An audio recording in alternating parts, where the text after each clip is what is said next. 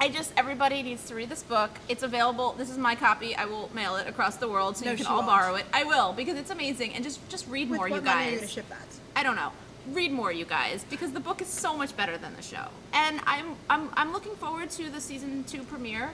Not the rest of the season or the season finale, but yeah, the season 2 premiere, because Stephen King is writing it, and I want to see how he can fix all the things that they ruined. And I don't mean to make them more like the versions that he wrote. I mean, he's actually to make them cohesive storytelling. I loved his episode of X-Files. I don't know if I've ever seen it, and I mean, he's so long-winded that I'm super fascinated.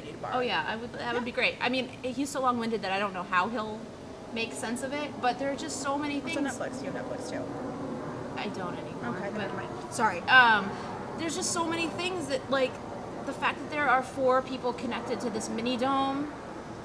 Why?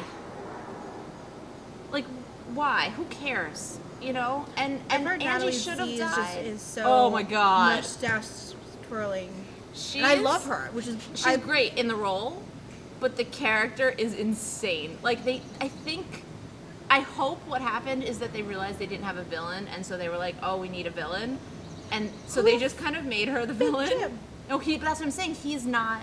But he's not a villain. Junior are villainous. They should No, be. he's not in this version of the story. Junior has something wrong with him.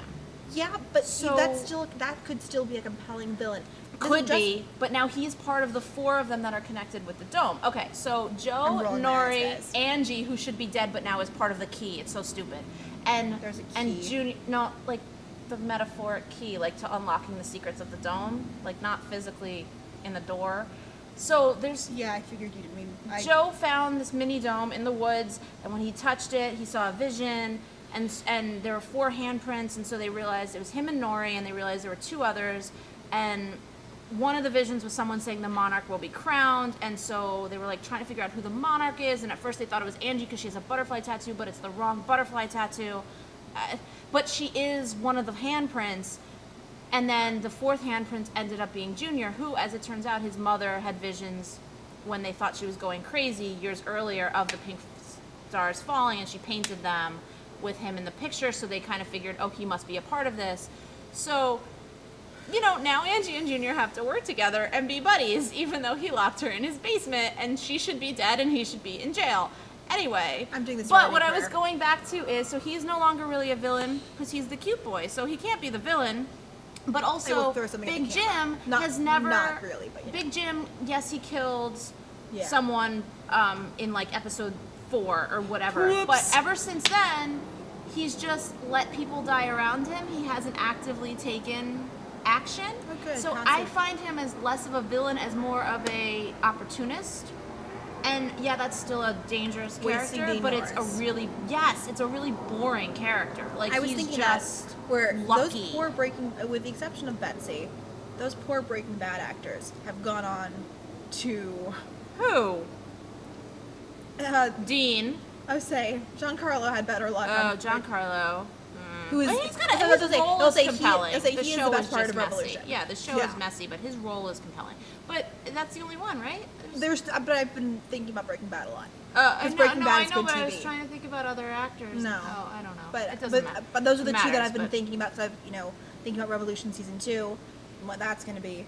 Right. And but that's the thing, and like that's part of a show like Under the Dome. I feel like you don't want to see everything coming. You want them to do things that A, are different from the book, that surprise you, and B, are different for the genre as well, so that you're not anticipating everything. But I feel like every episode is such a grab bag of you don't know what's going to come because nothing is properly set up. Like, even Natalie, as, I don't know, we took a major detour from talking about Natalie's character, but Natalie's character comes in and, all you know about her is she has a past with both Jim and Barbie.